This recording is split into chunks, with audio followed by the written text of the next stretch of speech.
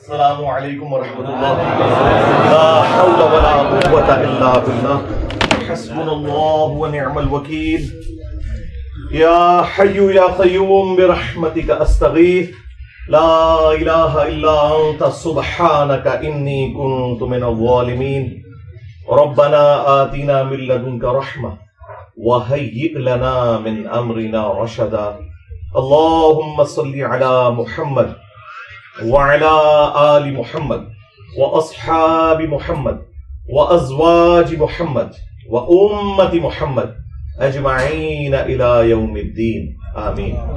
الحمد لله رب العالمين والصلاة والسلام على سيد الأنبياء والمرسلين وعلى آله وأصحابه وأزواجه أجمعين إلى يوم الدين. الحمد للہ آج 6 اگست 2023 کو سنڈے کے دن بمطابق 18 محرم الحرام 1445 ہجری میں آج ہمارا یہ پبلک سیشن نمبر 106 منعقد ہونے جا رہا ہے. آپ کے یہ سوالات ریئل ٹائم پرچیوں کی شکل میں میرے پاس آ چکے ہیں. انشاءاللہ میں انہیں بعد میں ڈسکس کروں گا. پہلے کرنٹ افیئر کے طور پر ایک ایشو جو آلموسٹ 1 مہینے سے پاکستان کے مین میڈیا کی نیوز کے اندر ہے اور انسانیت کا درد رکھنے والے جتنے صحافی ہیں انہوں نے اس ایشو کو گرم رکھا ہوا ہے جب تک کہ اس میں سے کوئی رزلٹ نکل نہ آئے. وہ پاکستان کے کیپٹل سٹی اسلام آباد میں ایک سول جج ہیں جو اس وقت بھی جج ہیں. ان کے گھر میں جو ڈومیسٹک وائلنس والا ایشو ہوا ہے، چھوٹی بچی ایک ملازمہ رکھی ہوئی تھی انہوں نے، آلموسٹ اس کی 13-14 سال عمر تھی، رضوانہ نام کی. وہ مظلوم بچی غریب ماں باپ کی بچی تھی اور اسلام آباد میں اس طرح آپ کو گھر میں کام کرنے والے بچے نظر آتے ہیں.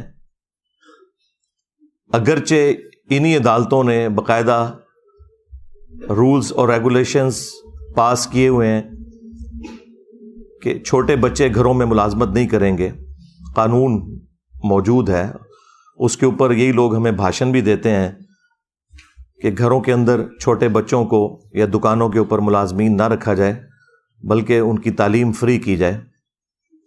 اور یہی لوگ جو لوگوں کو انصاف دینے والے ہیں، جب ان کے گھر سے اس طرح کی رپورٹ نکلی ہے تو میرا خیال ہے پاکستان کی پوری عدلیہ کے لیے یہ ایک شرمناک چیز ہے.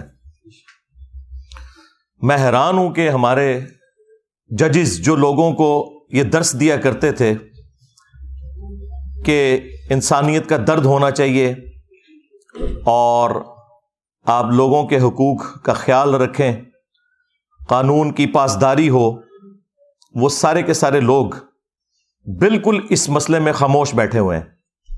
وہ وکلا جو چھوٹی چھوٹی بات کے اوپر ہنگامہ کھڑا کر دیتے تھے، الٹا اس وائلنس کے اوپر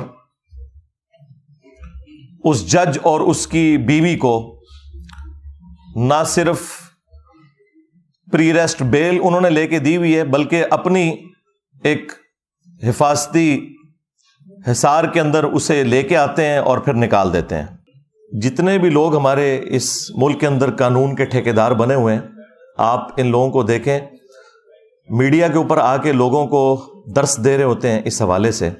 اور پریکٹیکلی جب ان کے گھر کے اندر کوئی جرم نکلتا ہے، خواہ وکلاء کے اندر نکل رہا ہو خواہ جوڈیشری کے اندر، تو یہ سارے کے سارے اکٹھے ہو کے اپنے بڑوں کے مفادات کی حفاظت کے لیے منظر عام پہ آ جاتے ہیں. چونکہ میں بھی جوڈیشری کے معاملات سے کافی دفعہ گزرا ہوں. اب وہ جو جج کی بیوی ہے جو مجرمہ بتائی جا رہی ہے، حالانکہ وہ جج بھی مجرم ہے کہ اس کے گھر کے اندر یہ سب کچھ ہو رہا تھا، وہ اپنی ڈیوٹی اسی طریقے سے پوری کر رہا ہے. اس کے کان پہ جوں تک نہیں رینگی، الٹا وہ اپنی وائف کو پہلے پری اریسٹ بیل دلوائی انہوں نے لاہور ہائی کورٹ سے، اور اس کے بعد وہ حفاظتی تحویل میں اسے لے کے جاتے ہیں. اور جو جج پری اریسٹ بیل دیتا ہے وہ ساتھ پابند کرتا ہے، اس کاغذ کے اوپر لکھا ہوتا ہے کہ آپ نے فوراً تفتیش کا حصہ بننا ہے. جو انویسٹیگیشن ہوگی جو رسپیکٹو تھانہ ہے آپ نے جا کے فوراً رپورٹ کرنی ہے. آپ دیکھیں 15 دن گزر چکے ہیں, ایک بار یعنی بیل دوبارہ رینیو ہو چکی ہے اور وہ عورت جا کے تفتیش کا حصہ نہیں بنی. یعنی بدماشی کا لیول, آپ غنڈہ گردی کا لیول ان لوگوں کا دیکھیں. اور جوڈیشری سے ہمیں تو کوئی آواز سنائی نہیں دی. جتنے چیف جسٹس حضرات ہیں یہ لوگ اپنے پولیٹیکل لیڈرز کی محبت کے اندر تو از خود نوٹسز لیتے ہیں, لیکن عوام کی محبت کے اندر کوئی بھی شخص از خود نوٹس لینے کے لیے, سو موٹو لینے کے لیے تیار نہیں ہے. اب آپ یہ بھی نہ سمجھیں کہ ان لوگوں کو پتہ نہیں کہ کیا ہو رہا ہے. ان لوگوں کا ٹیمپرامنٹ اتنا ہے کہ میڈیا میں کوئی بات چلتی ہے تو اگلے دن جو ان کی عدالت لگتی ہے نا, اس میں باتوں ہی باتوں میں یہ میڈیا کی نیوز کو ریبٹل کر رہے ہوتے ہیں ہمارے جو جج حضرات ہیں. حالانکہ ان کا کوئی کام نہیں ہے کہ یہ میڈیا دیکھیں, اخبارات پڑھیں یا متاثر ہوں اس طرح کی چیزوں سے. یہ خود اپنا جو عہد کیا ہوا نا اس کو توڑ رہے ہوتے ہیں. اسی لیے میں نے کئی دفعہ عرض کیا ہے کہ جتنے ججز ہیں نا, ان کے لیے غاروں کے اندر بلڈنگز بنانی چاہیے جہاں ان تک میڈیا کی کوئی رسائی نہ ہو. ہر طرح کی فیسلٹی ان کو دیں تاکہ یہ لوگ اپنے ضمیر کے مطابق فیصلہ نہ کریں بلکہ آئین اور قانون کے مطابق فیصلہ کریں. ضمیر کے مطابق تو ہوتا ہے جس کی جو ایفیلیشن ہوتی ہے وہ وہی کچھ کرتا ہے. اور اب دیکھ لیں, آپ کسی کا کوئی بیان نہیں آیا, کوئی وکلا تنظیمیں سامنے نہیں آئی ہیں. حالانکہ یہ سارے وکلا کبھی عمران خان صاحب کی محبت میں, کبھی نواز شریف صاحب کی محبت میں, کبھی زرداری صاحب کی محبت میں سڑکوں کے اوپر ٹھڈے کھاتے ذلیل ہوتے آپ کو نظر آتے ہیں, لیکن عوام کے لیے کوئی بھی کچھ کرنے کے لیے تیار نہیں ہے. تو میں ان سارے کے سارے لوگوں کو اس حوالے سے مجرم سمجھتا ہوں. یہ سب کے سب لوگ ظالم ہیں, خواہ جوڈیشری میں بیٹھے ہوئے لوگ ہیں یا ان کے سپورٹو وکلاء ہیں. یہ سب کے سب لوگ اس معاملے میں پہلے نمبر کے اوپر مجرم ہیں, کیونکہ یہ ان کے گھر کی صفائی کا معاملہ تھا.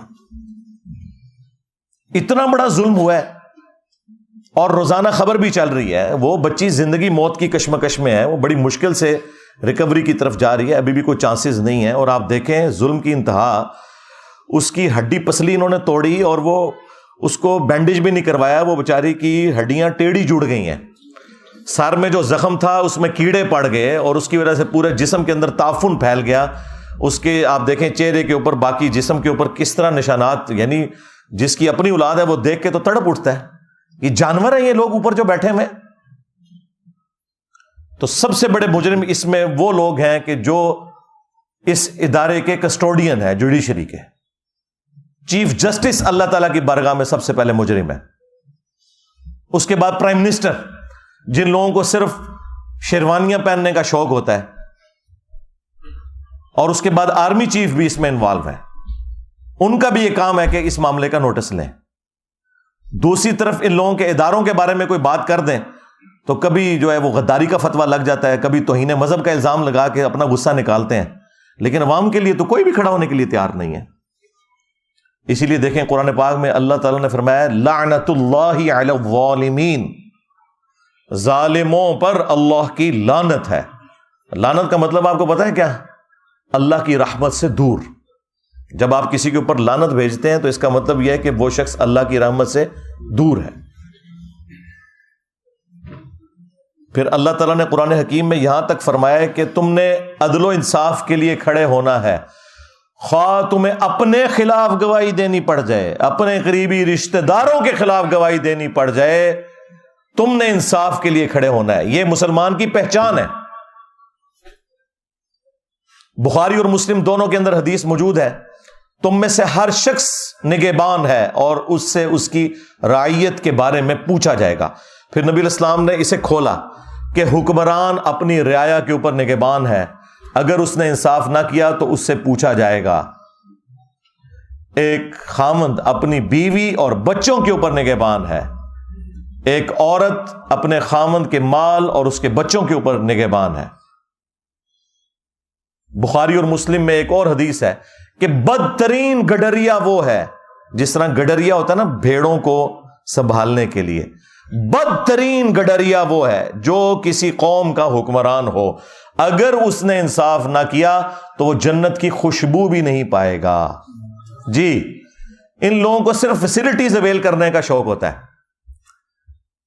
انہیں یہ پتا نہیں ہے کہ یہ جتنی بڑی پوسٹوں پہ بیٹھنے والے لوگ ہیں, انہوں نے اپنے اوپر جہنم واجب کروا لی ہوئی ہے. اگر یہ گمنامی کی زندگی مر جاتے ہیں نا کسی فٹ پاتھ کے اوپر, تو شاید ان کے کو بچنے کے چانسز تھے.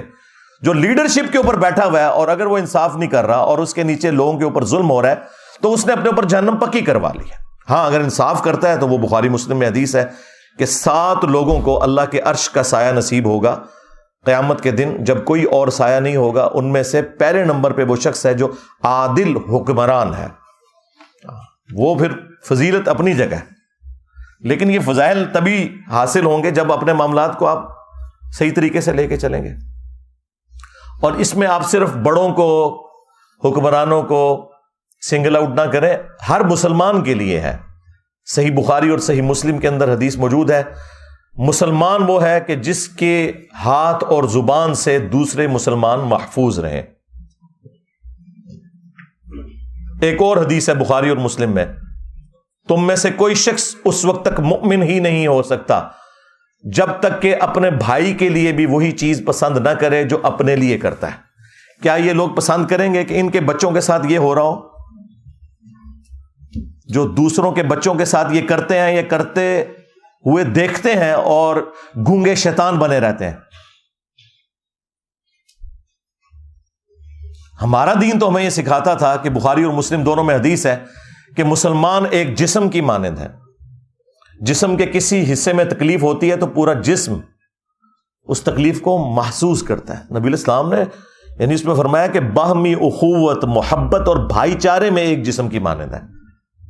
اور مسلم میں تو یہاں تک الفاظ ہیں کہ اگر آنکھ میں تکلیف ہوتی ہے تو پورا جسم اس تکلیف کو محسوس کر کے رات جاگ کے کاٹتا ہے. یہ حالت ہونی چاہیے ایک مسلمان کی. اور یہاں مسلمان کیا کر رہے ہیں؟ اسی لیے صحیح بخاری میں حدیث ہے, جس نے کسی بندے کے ساتھ کوئی لین دین کا معاملہ کسی بھی اعتبار سے حقوق العباد کا کرنا ہے وہ دنیا میں کر لے, کیونکہ آخرت میں پھر نیکیاں دینی پڑیں گی. ہاں, اور اس کو سپورٹو وہ جو مسلم کی حدیث ہے وہ اتنی رکت انگیز حدیث ہے, میں جتنی دفعہ اسے بیان کرتا ہوں کانپ اٹھتا ہوں. صحیح مسلم کے اندر یہ حدیث موجود ہے. اللہ کے محبوب صلی اللہ علیہ وآلہ وسلم نے اپنے صحابہ کرام سے پوچھا, جانتے ہو مفلس کون ہے؟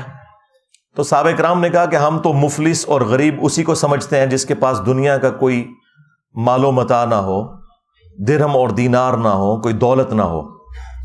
تو آپ صلی اللہ علیہ وآلہ وسلم نے فرمایا کہ میری امت کا مفلس وہ ہے کہ جو قیامت والے دن اس حال میں آیا کہ اس کے نامہ اعمال میں پہاڑوں کے برابر نماز, روزہ, حج, زکوٰۃ کی نیکیاں ہوں گی.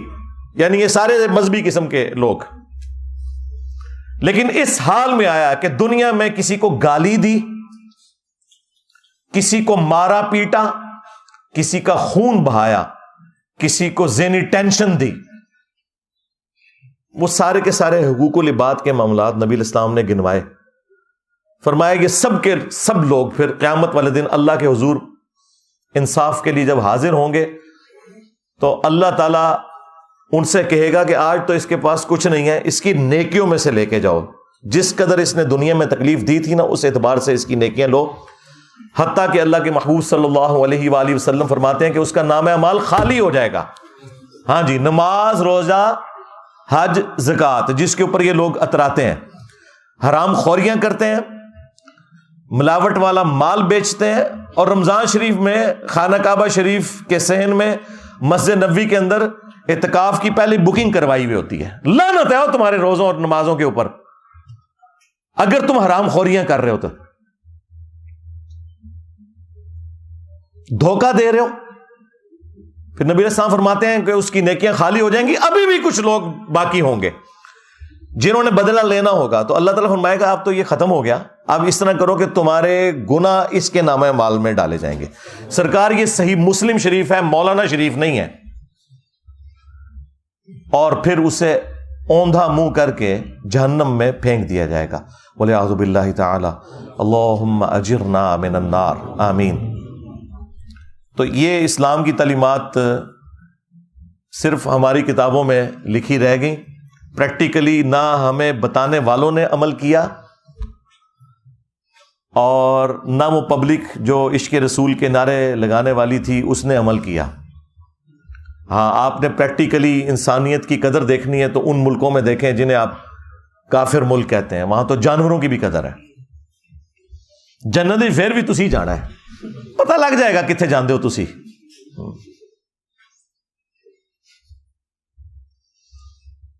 تو میرا خیال ہے کہ اس وقت ہمارے بڑوں کی ذمہ داری ہے کہ اسے ایک ایگزامپل سیٹ کریں تاکہ آئندہ کے لیے کسی کو جرت نہ ہو۔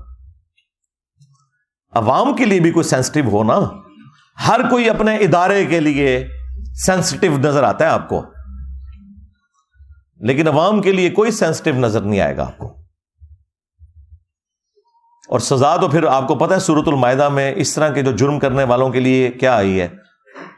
اللہ تعالیٰ نے بنی اسرائیل کے لیے بھی یہ چیز طے کی تھی اور اس امت میں بھی، کہ جان کے بدلے جان،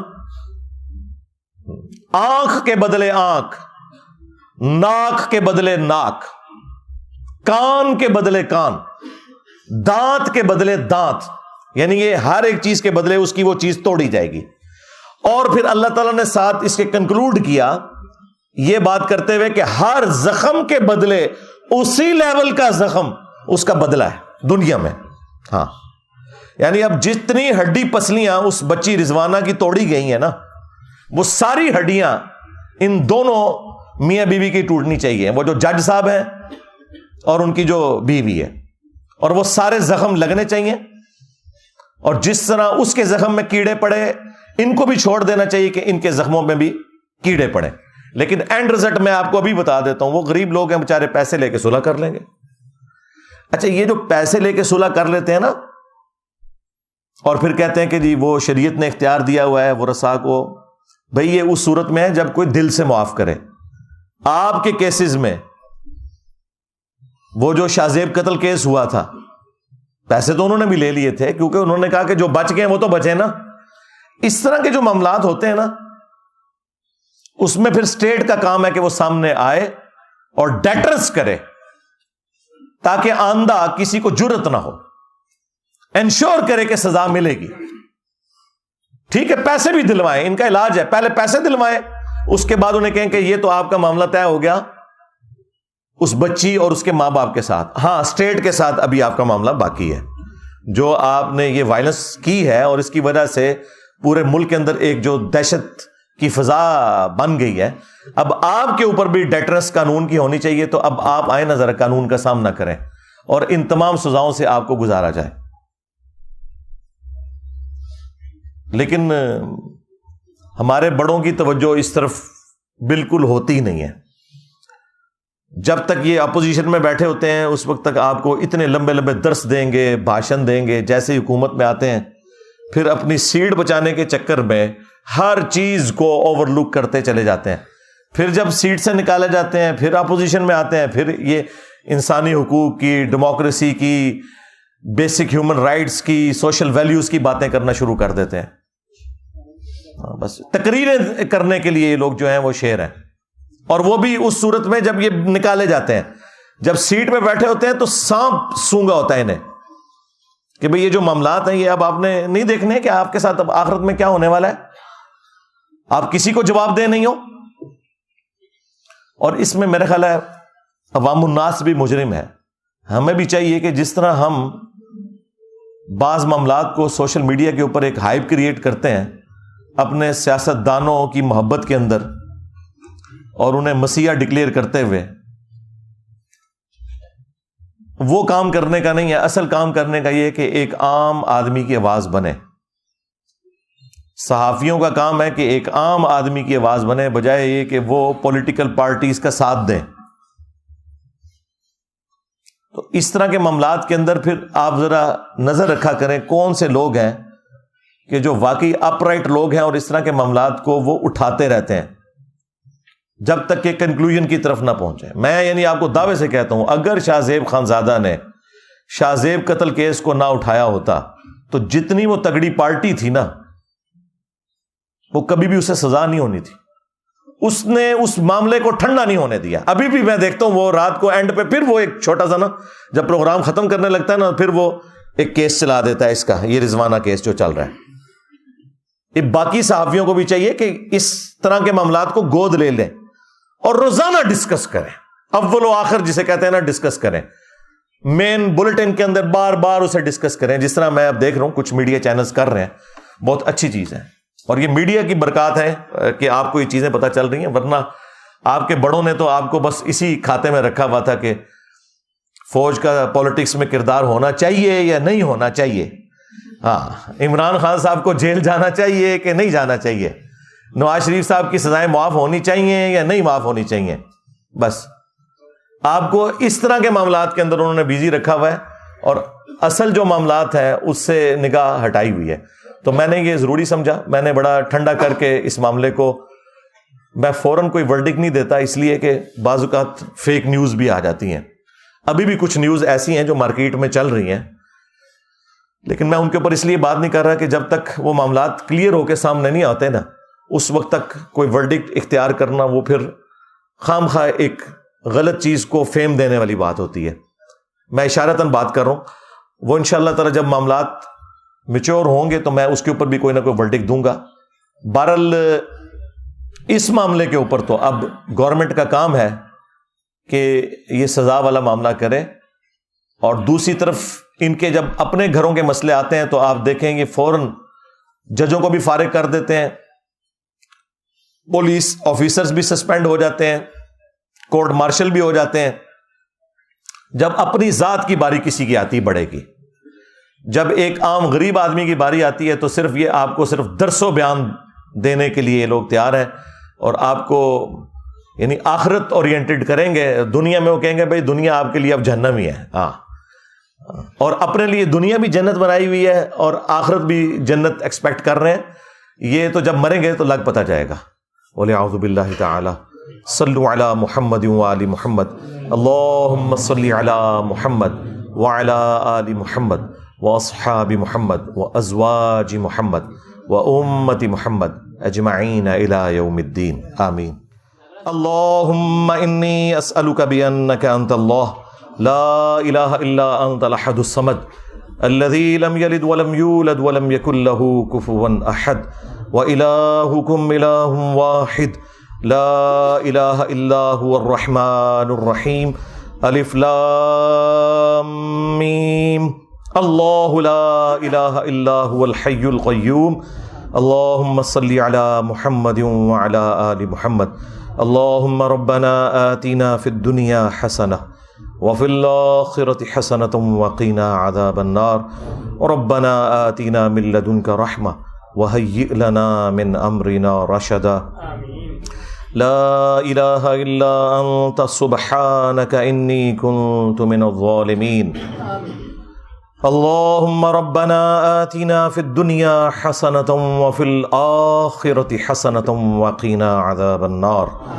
اللہم اغفر لحینا ومیتنا وشاہدنا وغائبنا وصغیرنا وکبیرنا وذکرنا وانثانا.